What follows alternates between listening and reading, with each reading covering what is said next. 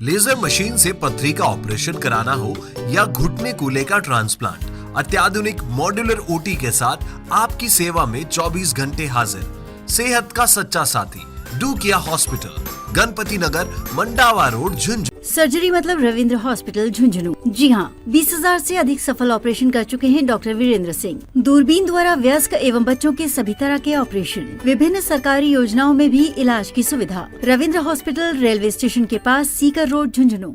झुंझुनू भाजपा में टिकट की सीढ़ी बनी बगावत, ए और बी से बाहर नहीं निकल पाई भाजपा। एक बार फिर से राजेंद्र बामू को टिकट मिलने पर लोगों में चली चर्चा। भारतीय जनता पार्टी को यूथ कार्यकर्ताओं की पार्टी कहा जाता है और प्रदेश में भजनलाल शर्मा को मुख्यमंत्री की कमान सौंपने के बाद इस बात को और भी बल मिल गया था। लेकिन झुंझुनू की बात करें तो यहाँ परिस्थिति उलट है। झुंझुनू में बगावत करने वालों की ही भाजपा सुनती है और टिकट भी मिलती है। ऐसा ही ट्रेंड एक प्रकार से व्यवस्थित हो गया है। आपकी जानकारी के लिए बता दें कि झुंझुनू विधानसभा क्षेत्र से 2018 के चुनाव में राजेंद्र बामू को मैदान में उतारा गया था। उस समय बबलू चौधरी ने बगावत कर दी थी और गत 2023 की विधानसभा चुनाव में भाजपा ने बबलू चौधरी से अपना विश्वास जताया था। तब इसके बाद राजेंद्र बामू निर्दलीय मैदान में आ गए थे। इस प्रकार से एक को टिकट मिलने पर दूसरा बागी होकर सामने आ जाता है और विधानसभा चुनाव में एक बार फिर से राजेंद्र बामू पर पार्टी ने विश्वास जताया है।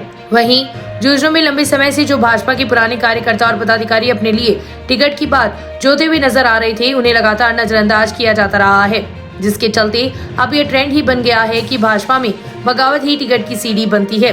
वहीं गत विधानसभा चुनाव में प्रत्याशी रहे बबलू चौधरी के आवास पर आज कार्यकर्ताओं की दोपहर में मीटिंग आयोजित की जाएगी और उसके बाद में ही आगे की क्या रणनीति होगी वह सामने आ पाएगी। वहीं झुंझुनू विधानसभा क्षेत्र में भाजपा की टिकट को लेकर पैराशूट से उम्मीदवार उतारने के आरोप में पूर्व में लगाए जाते रहे हैं, लेकिन अब झुंझुनू विधानसभा क्षेत्र से बगावत करने वाले को टिकट सौंपने का ट्रेंड भी भाजपा में चल पड़ा है।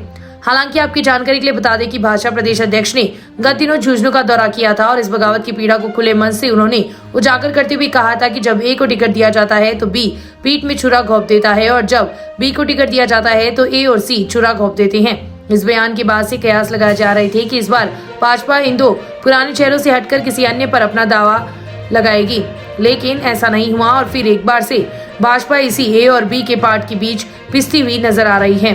वहीं झुंझुनू विधानसभा उपचुनाव में कई अन्य समाज भी टिकट की दावेदारी कर रहे थे, जिसमें सैनी समाज द्वारा एक चिंतन सभा रैली का भी आयोजन किया गया था और दोनों ही पार्टियों से टिकट की मांग की गई थी। हालांकि इसमें भाजपा से ही समाज को टिकट मिलने की उम्मीद ज्यादा थी, लेकिन अब यह मांग पूरी नहीं हुई और हरियाणा विधानसभा चुनाव के जो नतीजे सामने आए हैं उसके बाद से ऐसे कयास लगाए जा रहे हैं कि यहाँ पर किसी नॉन जाट व्यक्ति पर हरियाणा की तर्ज पर दाव लगाया जा सकता है, लेकिन ऐसा हुआ नहीं, जिसके चलते एक बार फिर से भीतरघात होने की संभावनाएं प्रबल हो चली है। वहीं पूर्व मंत्री राजेंद्र गुड़ा भी लगातार झुंझुनू विधानसभा में सक्रिय बने हुए हैं और भाजपा की टिकट घोषणा होने के बाद उनका एक तरह से चुनाव लड़ना भी तय माना जा रहा है।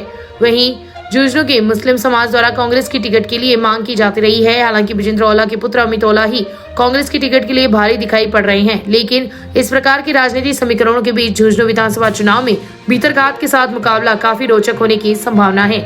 Shekhawati live bureau report, Jhunjhunu.